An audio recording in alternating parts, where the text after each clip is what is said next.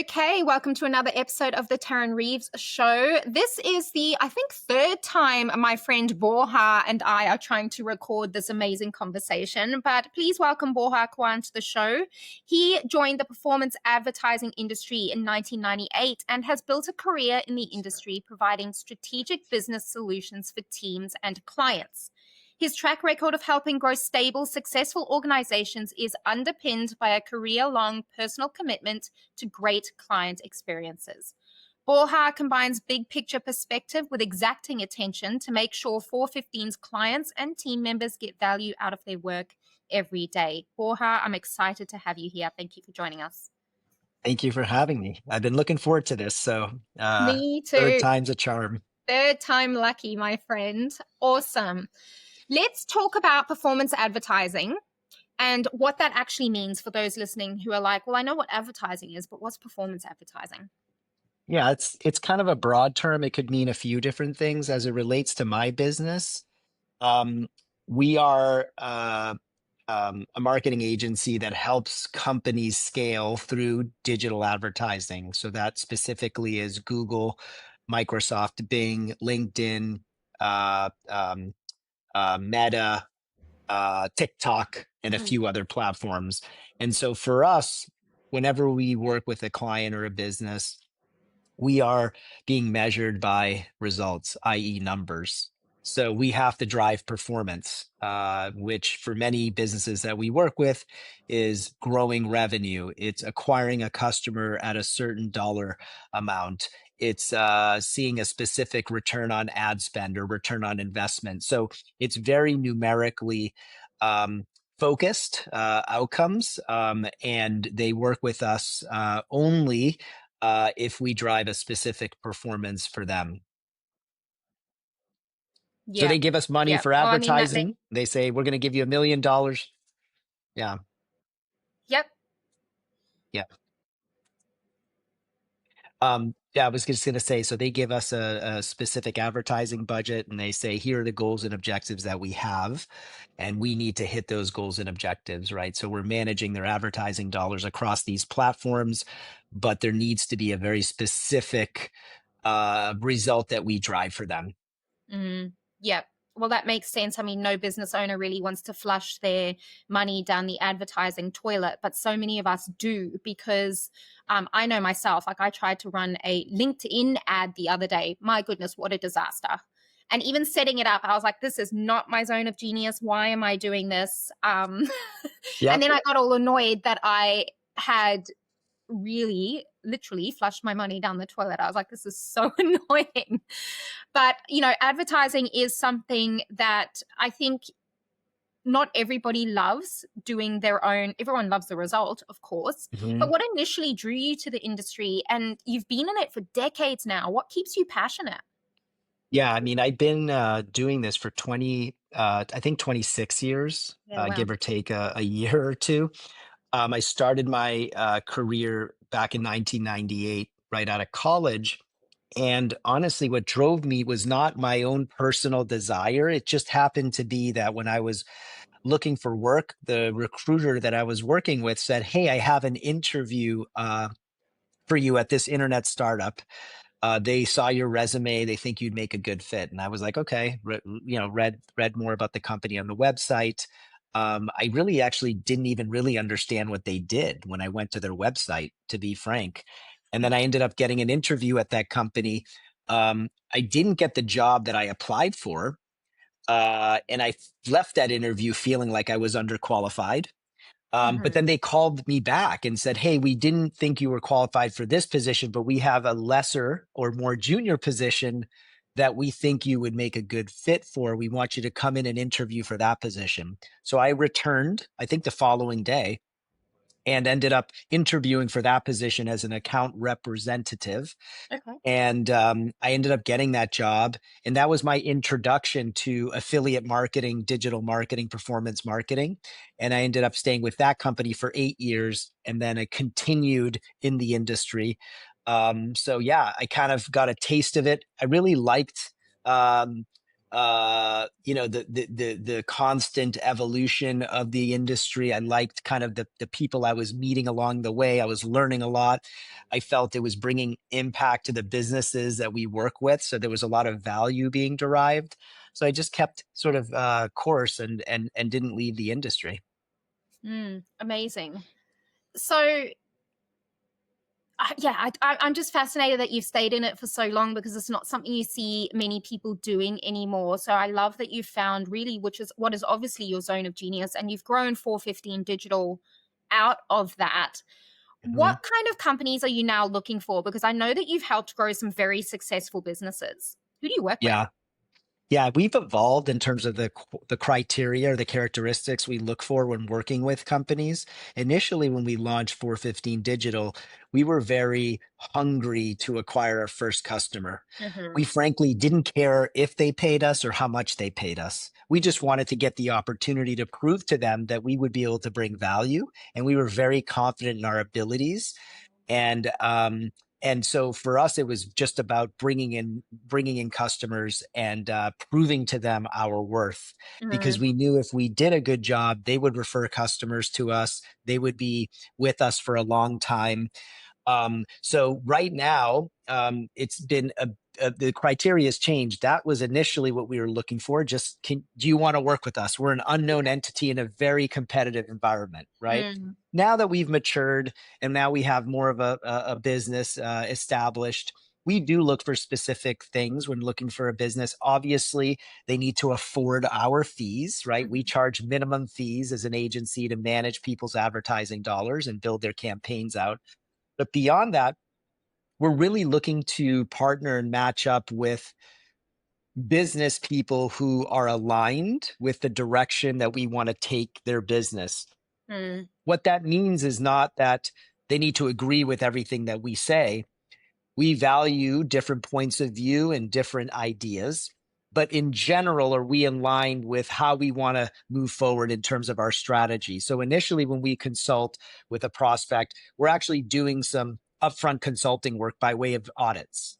So we'll audit their marketing campaigns across the different platforms. We'll put together a very comprehensive audit outlining the good, the bad, the ugly. What do we see that's being done well? Conversely, what do we see that isn't being done well? And then most importantly, what would we do if we were in the driver's seat to turn their business around? And so as we go through that presentation and we answer questions and we ask questions and we sort of share our point of view, and not based on sort of opinion, but based on math and experience, we get a sense for, does this prospect align with us in the way we're thinking about digital marketing in their business, right? So we're looking not only for their financial stability, can they afford us? Will they be a long-term partner?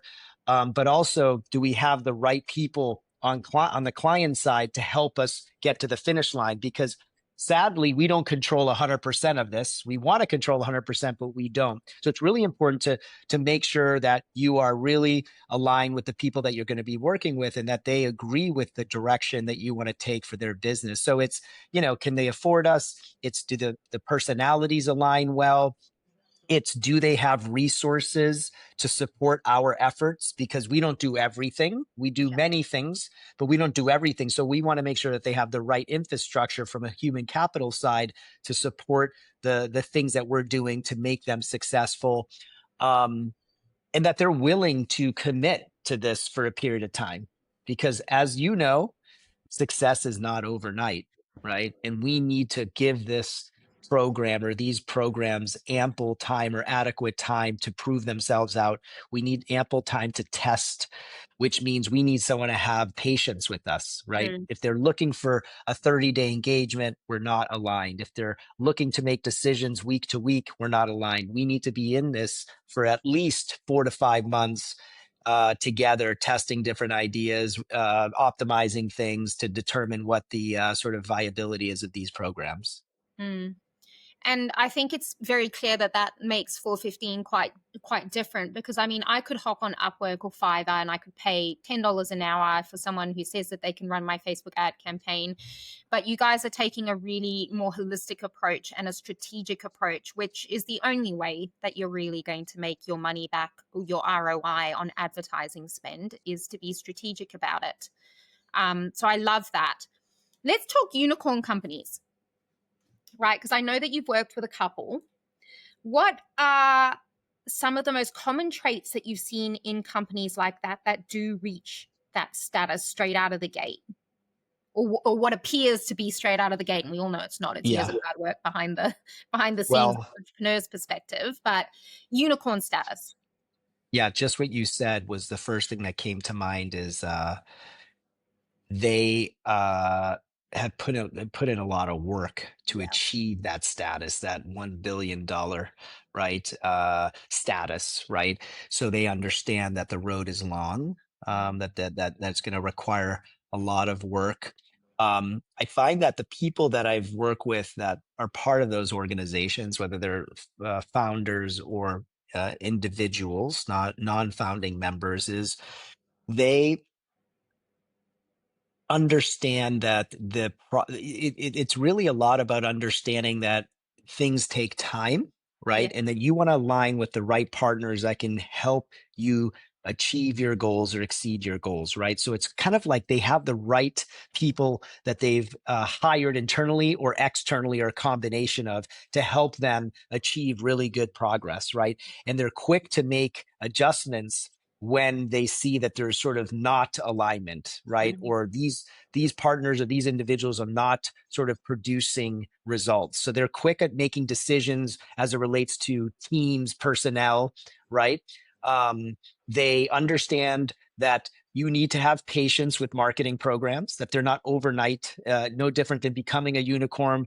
When you're investing in media, you need to give it enough time, right? You need to be willing to test. You need to be willing to spend money. It's not going to be a 30-day thing, which I talked about 5 minutes ago, but it's kind of really relevant here. They invest in product development a lot. And they just have the mindset of growth, right? They're not fixed mindset people. They are growth mindset people. They are there to do whatever is needed to grow the business. They don't worry about politics. They don't take things personally. They are just focused on aligning themselves and working with people that are very, very motivated and inspired to grow. And so that's what are some of the kind of the characteristics, I would say, of the people the clients that we've worked with that have become unicorns. Yeah, amazing. And we were talking about mindset just before we actually officially pressed record, and we were having such a good conversation about cold plunging, because it's winter here in Australia, it's summer there in California, and we were talking about cold plunging and how good that makes us feel after the fact. But during the fact, it's not many people enjoy it, and not many people will do things that push them out of their comfort zone, will do things that they don't have to do, or someone's not forcing them to do. And I really think that that does make the difference between an entrepreneur, but also a good leader, both in your personal life and your professional life. What are your thoughts? Oh, I couldn't agree more. I think nothing good in my life has come easy, fortunately and unfortunately. I always tell my team, um, even looking back at my career, whenever I've gotten promotions by title or increases of pay, no employer ever came to me Mm-hmm. like and said, "You've done a good job." It happens, by the way, and it also doesn't happen a lot in corporate America. It was always me instigating the conversation and asking 3 or 4 times, Yeah. and making sure I held people accountable. You said if I did this, you said if we did this by this date, there would be this review or there would be this comp change. Like, I just remember it always being me, right? Yeah. And I always say, like, going back to like mindset, yeah, I mean, you have to be in your career, be willing to, you have to look out for yourself. Yeah. As much as we want other people to look out for ourselves, like, you have to have the mindset of, hey, this is my journey. I care about myself more than anybody else. and it's up to me to make these things happen, right? Mm-hmm. I'm going to need people to support me along the way, and I'm going to talk to people, and I'm going to ask for their help, and I'm going to align with the right mentors and coaches and things like that. But at the end of the day, you have to have the mindset of you just need to make it happen, right? Yeah. And so for me, I just believe in putting myself in uncomfortable situations, because it's through those situations that I've always learned the most about myself. I like the mental challenge, not necessarily during the process, but after the fact. I seem to get a lot of gratification and fulfillment from it. Mm. And, when you have a business, you have to have a strong mindset. You have to have mental stamina. You have to have the ability to endure pain and suffering. Mm-hmm. That to me is my superpower, is like my ability to endure pain and suffering, right? And a client screws me over, an employee leaves me, someone is suing, like there's always something that happens, right? Mm-hmm. um, that doesn't go your way. But that's okay. That is normal. It doesn't just happen to me as a business owner. It happens to most people, if not all people, right? I think the difference is who has the mental strength, the mental stamina, the mental fortitude to withstand that uh, pressure, that frustration, and understand that, like everything, it will pass, right? And if you don't dwell on it and you accept it as normal, I think you are ahead of the game. Because for me, when I get bad news, I'm like, oh, it's normal. You Mm. know, I know no matter what a client tells me, I've seen it happen. You guys have broken records for us. And then the next day they'll say, we're going with someone else. I'm scratching my head. I'm like, but you just told me we had a record breaking year. Yeah. Yeah, well, and then it's like, okay, an employee, you give them everything they asked for plus 20% more and something as a gift. Mm. I love it. I'm so happy here. 2 days later, I'm leaving. I'm Mm. confused. Wait, you just, these are all things that are normal in business. Like, you just learn that that's part of having a business. It's not fair. But if you were looking for the playing field to be fair, you have no business being a business owner. Like, it's just like that's not the world in which we live in, right? Yeah. But the mindset of just, that's okay, it's normal, it will pass, it happens. I always look forward to the wins, because once Mm. you taste winning, right, in business, that's what allows you to kind of get through those moments, because you've already been there when you guys are like thriving, right? When you win a good deal, when you retain a customer, when you deliver record results, when you promote an employee 4 times and they're making more money than they ever have before. There's all these reasons that you are so happy to be a business owner. That's what's keeping you motivated, right? It's Mm. it's the stuff that doesn't go your way is just part of having a business. Mm. I couldn't agree more, and I laugh because I'm a people pleaser. Well, I'm a recovering people pleaser, and when I first went into business, and honestly, something I still struggle with is taking things personally. Like, things are going to go wrong. People aren't going to be happy, even though 10 minutes ago they said they were happy. I'm actually having this experience right now with a client, through no fault of my own. Um, that just not an aligned client. I should have done my homework, but these things happen, and you do have to have that resilience and that mental fortitude to be able to move through it. But I do believe that mental fortitude and resilience can be learned, and having that growth mindset really helps. Has that been your experience? So you think someone that does not have it can acquire that? I call it a skill set. Or Yes. or you do. Okay. And you've experienced that in your life, where someone that you met didn't, but then they developed that Well, through it's more experience. You've me. seen it. It's not Oh, that for I've met you. somebody Yeah. else. I'm talking from a Okay. personal experience to go, I'm an accidental entrepreneur, honestly. Like, I was climbing the corporate ladder. I have a degree in criminology, totally not related to publishing. I was climbing the corporate ladder, had the 6-figure job, the new car that suits, the corner office at the age of 23. Really wasn't happy, had a massive burnout, quit my high flying career, had a baby, and then decided that I never wanted to go back to corporate again, and that there was a different way. Now, I do believe that I was always born to be an entrepreneur, because there are certain traits that I think you either have or you don't. Yep. But that mindset, I think, is something that you can develop. And through taking the hits again and again and again, because like we were saying before we hopped on the call, being an entrepreneur or a business owner is like getting punched in the face again and again, and we just get back up for more and we go more, please.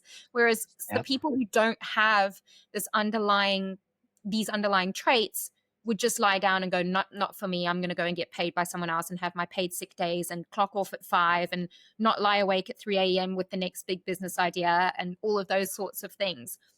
So I do believe that you are born with some things, but I do believe there are some things that you can learn.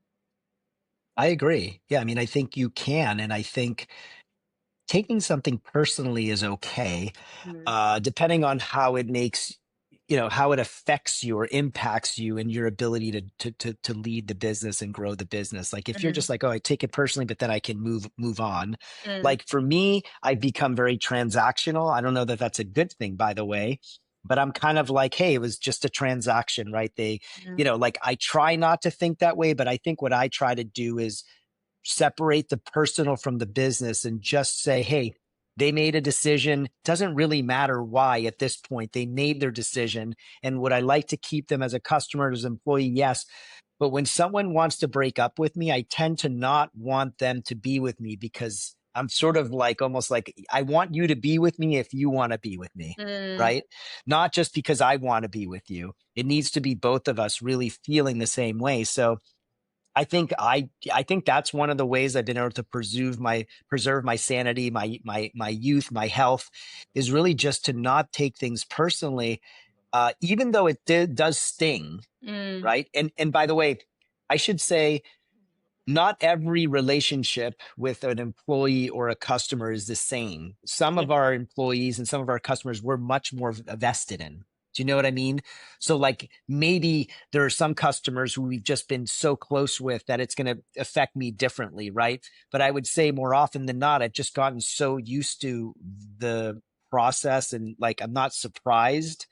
Um, but it is difficult. This one is really challenging for me. And in particular, it's what you said is I just have a hard time when people tell you one thing to your face and then do the exact opposite. I'm very confused Mm. because I've always been the type of person that wants to be direct, open, honest, even if it hurts, because Mm-hmm. I think that's how you build true connections. But I still don't understand when clients or employees will say, I'm so happy here. And we give them all these opportunities to tell us if they're not, and there's no penalty. It's a safe space, but they'll say they're happy, and not that this happens every day, but it's happened. And they're like, oh, but I'm getting another job. And they're like, it's not you, it's me. And it's like, How it's like, cliche. it feels like it's like this dating game that you hear about, right? Like, so anyways, yes, I agree with you. It can be sort of learned. Yeah, it can. Now, I know that both of us in our businesses as business owners are super passionate about creating amazing client experiences. So I do want to talk about that. What is your perspective on client experience? Like, how do you provide a good client experience, and why is it so important? It's so important because outside of having a business, really, I'm a particular customer, right? Mm-hmm. Whether I go to a hotel, or I go to a restaurant, I go to a retail store, I have high standards, Yeah. and it really comes from my hospitality background. Before I graduated from college, very early, starting in high school, the ninth grade, I started working at a hotel near the home I grew up in, Mm-hmm. and that became a summer, it was a full school year job into the summer. And then when I went to college, I would come home and I would work at this hotel in the summer, and I would work. I learned different departments from the hotel. That was the hotel management, hospitality. Then I studied in Europe and was trained at the Ritz in Madrid. Um, and I went through this comprehensive customer service program. So I was always kind of exposed to customer service, customer experiences, and trained by obviously the Ritz, which is a prestigious hotel chain. Um, and so, like for me, I'm always very particular about customer experiences with our business. And so for us, we're in such a competitive space where we have our competitors, and some of which we know and some we have no idea who they are constantly trying to win our business over. So customers that we're working with, they're being approached. So I always tell the team it's so important in our business to provide good customer service and drive results. Mhm. And those are the two things that matter most to the clients we work with. And those are the two things that lead to really good retention rates in our business. And results are more important than relationship. Yep. But if you don't have a good relationship with the customer and you don't drive results, they are probably not going to give you a second chance. Mhm. Whereas if you have a very good relationship with your customer, they know you, they talk to you often, they met you in person, you've shared a meal together, you've done something fun together, you've gotten to know them more personally, you have a very good connection with them professionally and personally, you've gotten to know each other, right? Yep. They will give you a second chance. They won't fire you, right? So I always say it's really important to build that relationship because we have control over that. We don't always have control over the results. We do our best, but sometimes we're at the mercy of that business, that product or service, their sales team, the pricing, the website. There's so many things that sometimes we can't control that may affect our numbers. That at a minimum, let's have a really, really solid relationship with the customer. And that goes back to client experiences, Mhm. how we talk to our clients, how we, how often are we seeing them? Are we going above and beyond? Are we, doing things for them that they deem important? So that's why I think client experiences are so important. It's because people have a lot of choices when working with agencies, and what will leave a lasting impression is how we make them feel, not only by way of results, but also just in our interactions with them on a daily basis. Mm.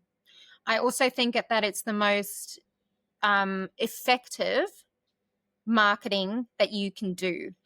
By just being a decent human to your clients and your employees, it's the most effective marketing because the referrals that come from that is your most affordable and effective marketing technique, in my opinion. Exactly. And that's how we built our business over the last 8 years. It's all been word of mouth and referral. Now we want to build pipeline through other ways to make it more predictable. And that's what we're Mhm. thinking about doing right now. But we have absolutely been successful in just getting those referrals through, Yep. like I said, the network and clients. So Mhm. it's a no-brainer, right? Yeah, it is. It's a no-brainer. And let's talk then. Let's flip it from clients to employees then, because turnover is a pain in the ass for a lot of businesses. So, what have you learned about keeping your employees engaged and loyal over the long term? I know you mentioned earlier in our conversation that you give them lots of opportunities to provide feedback. What else? Yeah. I don't have this all figured out. It is something that is very challenging. And Hmm. to me is the hardest part of having a business is the human capital side, right? What we're about to talk about. Um, More so than the customer side, I think. Yeah, It's like, definitely. I feel like the customer side is easier, not easy, but easier of the two. So yeah, I think with respect to employees, like how do I think about employee retention?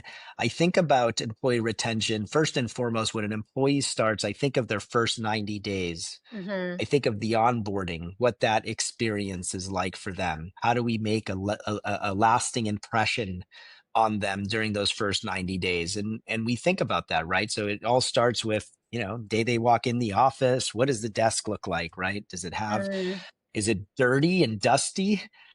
With old equipment, or is it pristine with everything perfect, right?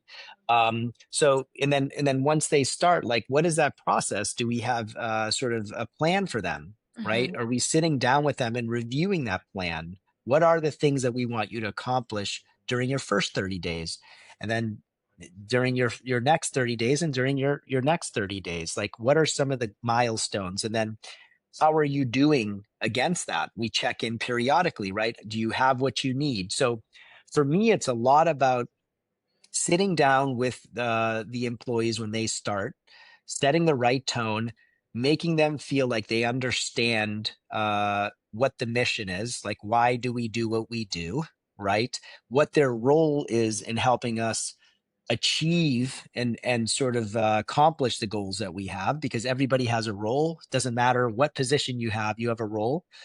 And then let's understand, like, what are their personal or professional goals and objectives. Like what is it that they want to get out of this experience? Like what is a successful outcome for them in 12 months, right? Both in terms of skills acquired, in terms of the work they're doing, in terms of the money they're making. Like what is it that they have in terms of their personal or professional goals and objectives? And then, hey, okay, now that I understand this, I need to sit down with you to kind of map out, what is it going to take for you to get there? Because it's not a given. You have to make this a reality. I can give you the tools and the support you need, but I also need you to put in the work to get there. So I think it's a lot about just when you break everything I'm saying down, it's really just about building relationships with people. Yeah. And what does it take to build relationships with people? Effort. And effort requires you to make the time for them, you to communicate with them, you to give them the opportunity to communicate with you, both things that are good and things that not good, right? It can't just always be, this is perfect. And so we do that by way of, like I said, there's an onboarding doc. And then once people are onboarded, we have all hands meetings where we're very transparent about how the business is doing, looking at the key performance indicators. We update people on the sales pipeline, operational updates. So there's a once a month meeting that they get information about the company, and then they can use the rest of the time as they see fit. All questions are fair. We also do periodic, fireside chats where you can send in anonymous questions, since some people are not comfortable asking questions. And I don't care if it's anonymous or if it's direct from your mouth. I just want the questions. So we'll have them send in anonymously, and someone just reads them and we don't know who it is. And then it's like spending time together, like not working and not talking about work. I'm a big believer in, when we're working, we're focused, we take our job seriously, but then we need to be together and not talk about work. That's how I am. Like if I'm meeting with you and we're not, at work, there's so many other things I want to know about. I want to learn about your travel plans and hobbies and family and friends and books and other things that are not Google and Meta and digital marketing. There's so much more that I want to learn and talk about to kind of take a mental break and give them a mental break. So it's like looking for those opportunities to do that. And we do that by having lunch together and getting coffees and going for walks and things like that, just to take a break. And then people realize that you care more about them than just the job.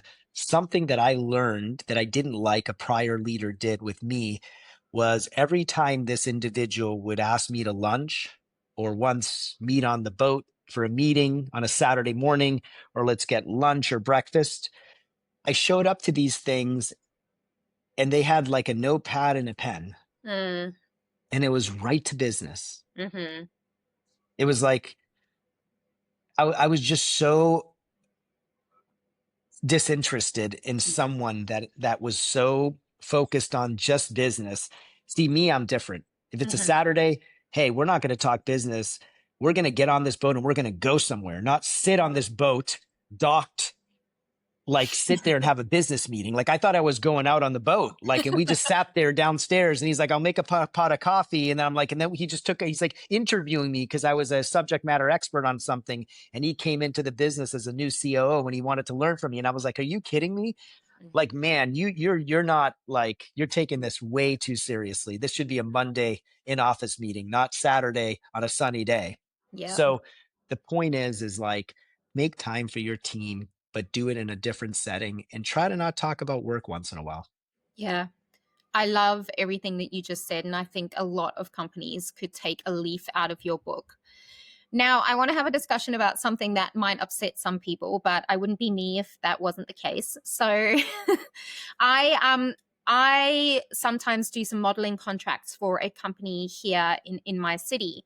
And they also have a program where they teach young people how to have interview skills, how to have good posture, how to do catwalk, how to, you know, show up and do a job as a model on site or as a talent extra on site. And so I teach those classes for them.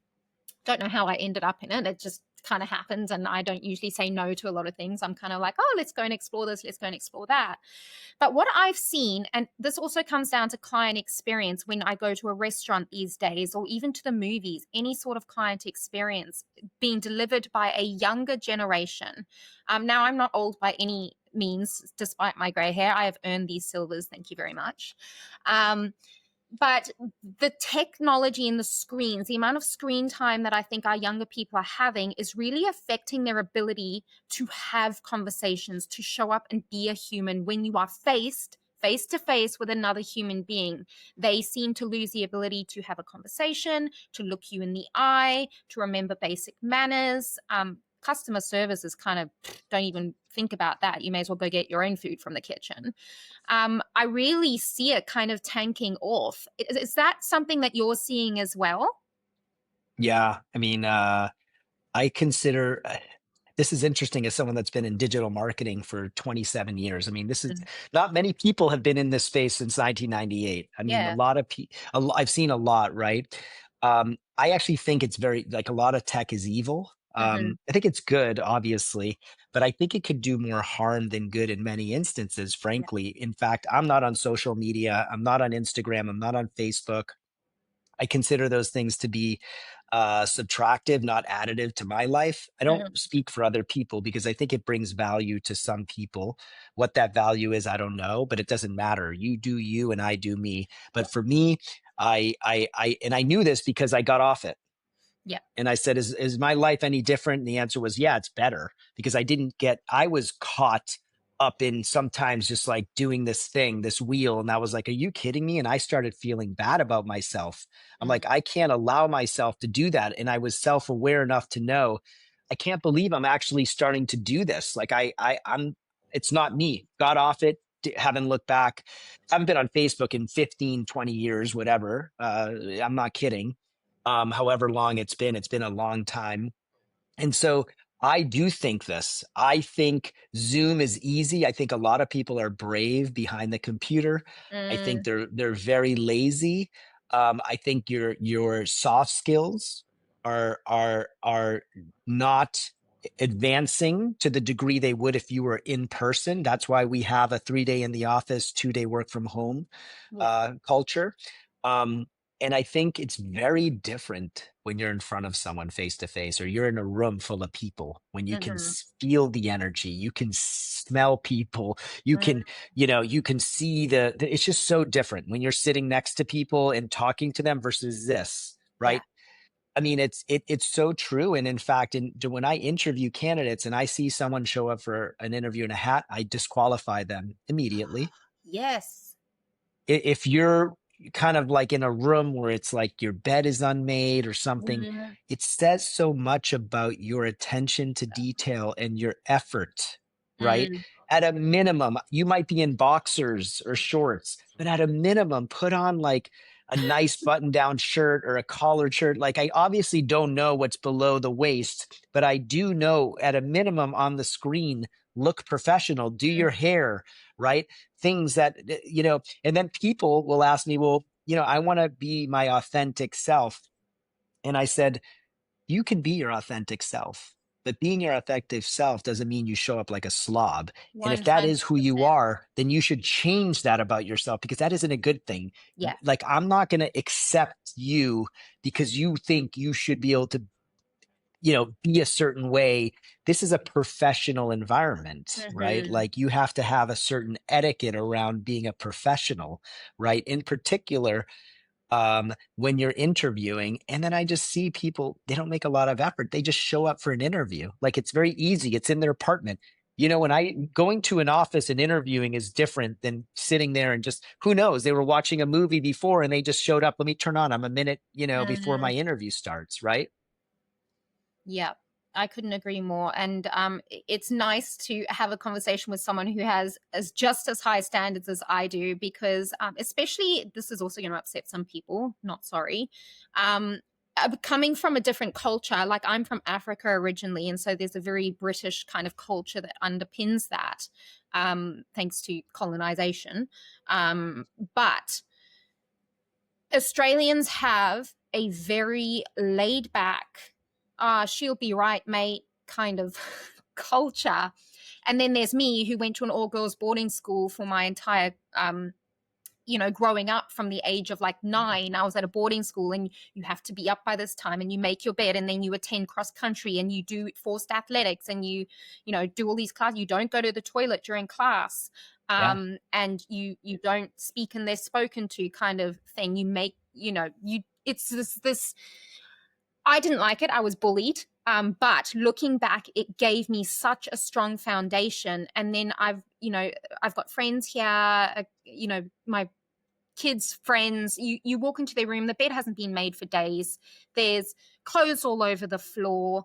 The house is a mess. They don't do their hair or their makeup or whatever. And look, I'm not a big fan of doing makeup either. Like, I don't do it unless I have to. But that's more because of self-care, aging skin, all that sort of stuff. But there is a time and a place, and that standard. And I think there really is a base for that. And there's a book by a general, you probably, it's called Make Your Bed or something like that. You heard of I it? saw his Admiral. I saw his That's it. commencement address where he says, if you do anything, just make your bed, right? Like, if you're going to do anything, do Yeah. that, right? Nothing more for the day. Just at least have made your bed when you come home, right? 100%. Exactly. And to me, it makes so much sense. But I've had conversations with people here about this very thing, and they're like, well, that makes no sense. I'm like, how doesn't it? You've at least achieved one thing for the day, and that just sets me on a upward trajectory from there. Like, I've already done one thing that I don't necessarily want to do, but I've now made it a habit, and habits build on each other, right? So I think it's such an interesting perspective, and I am worried about the younger generations coming behind us. Yeah, I couldn't agree with you more. I too was educated, not because we had the financial means, but my father was an educator, and he prioritized education for myself and my siblings. So we went to the very, very prestigious boarding schools on the East Coast of the United States. Yeah. And not, like I said, we were on financial aid. Yeah. My dad taught at an all-girls boarding school in Wellesley, Massachusetts, and my sister went there. And I went to this private school. So, people that were there were from all parts of the world, and, children of kings and CEOs and all this stuff. And like you, when I look back on that, I consider it to be the best experience educationally of my life. Like the meals, sitting at a round table with the headmaster, ringing the bell, saying a prayer. Everybody needed to serve the table, rotation every week or every day, someone else served. You had the athletics every season. You needed to play a sport from 2:30 to 5:30. The diversity, but it was strict, right? Yes, very strict boarding school, right? But you know what?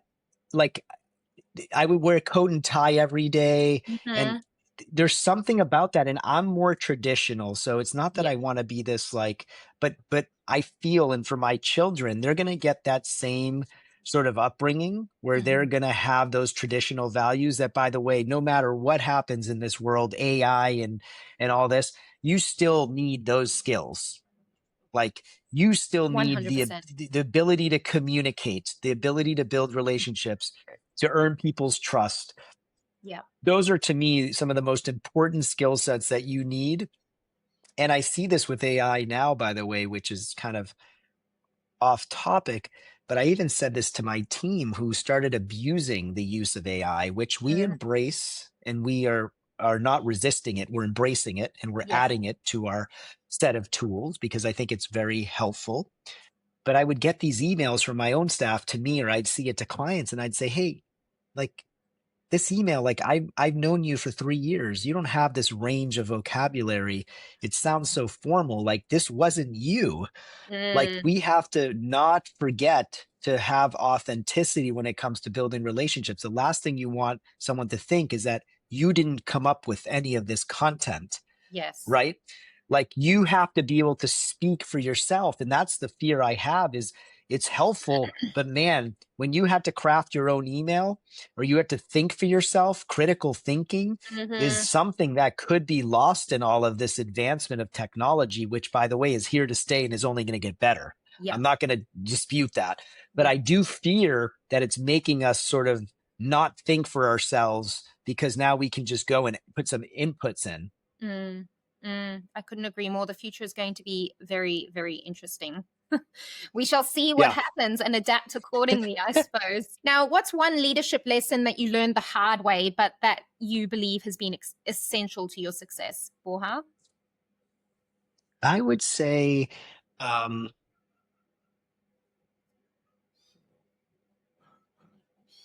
this is something that I have. There's a few things, but the one that I'll talk about or just say is really just you can never have too much empathy. Hmm. It's not something that I think I had enough of, Yeah. you know, as a leader. I mean, I was empathetic or understanding, but in many cases, not enough, Mm. right? I would always default to, oh, well, you know, I was this way and I dealt with this. And, sometimes um, it doesn't really matter what your experience was or how you were. Hmm. I think what matters is really talking to that individual. Everybody's bespoke. Everybody's a little different. Everybody has a different thing that they care about and that matters to them.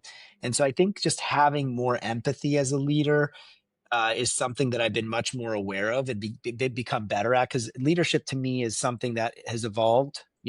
I've gotten better because I've worked for people that I liked and worked for people that I didn't like. And through those experiences, I learned a lot. Just Hmm. being a leader of my own business, I've learned a lot. I've done some good things and I've done some not so good things. Hmm. So I've evolved and I think I've gotten better. And that's what's interesting to me about leadership is I don't think you peak. I think you're just hopefully going to get better and better through the Yeah. different experiences, right? Because I don't consider myself to be the best leader. I think I've had some success there, but I've also not done some things well. So I think for me, it's really around how important having empathy for the team is. And Mm. really, like, there are different levels to having empathy. A lot of us have empathy, but some are much more empathetic than others, right? Yeah. So I think that's one thing for me that I've learned that's really important as you're running a business and people are sort of working for you is just making sure that you have a lot of empathy.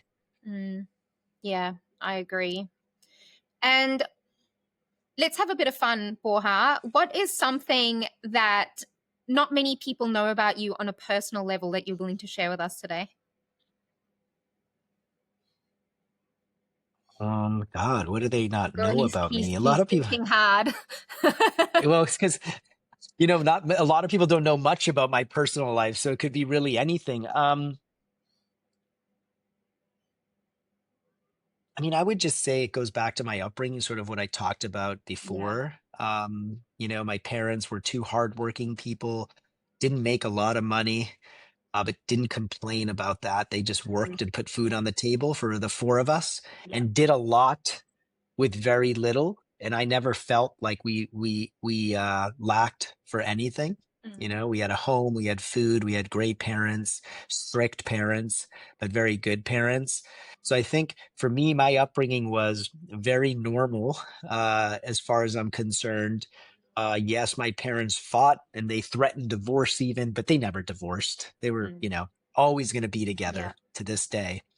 Um, and just, like growing up in that type of environment was definitely very valuable to me because I really firsthand experienced two working parents who, you know, had tough jobs. And really, comparatively speaking, I know it's a different time, so it's kind of apples and oranges, but for the amount of work they did, I look back and I'm like, God, they didn't make a lot of money.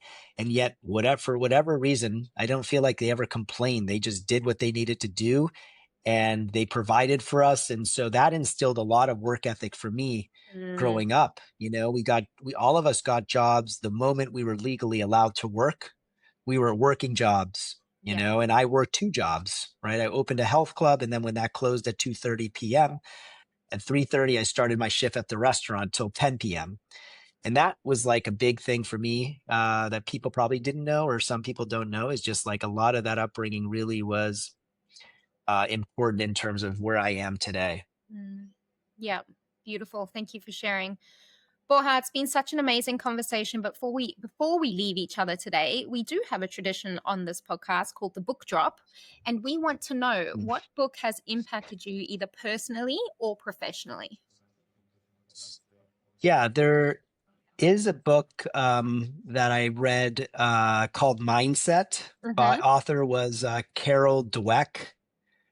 Um, you know, we talk about mindset a lot, right? So you obviously can sort of gather what this book was about, Yeah. but it talks a lot about fixed versus growth mindset, Mm-hmm. and how important it is to have a growth mindset. And it's a lot of the stuff that we spent the last 35, 40 minutes talking about when it comes to business, whether you're an entrepreneur or an individual contributor or a manager. You don't have to be a business owner. This is applicable across the board, but it's just that idea of how your mindset really dictates a lot of your ability to ascend Mm, professionally, right? And personally, right? Because this applies to not just a business setting, but your mindset as you think of your personal life, it's very applicable. So it's just like fixed versus growth mindset. I tend to, sort of be attracted to people who have more of a growth mindset, right? They recognize that mm, we're always learning, we're always students, right?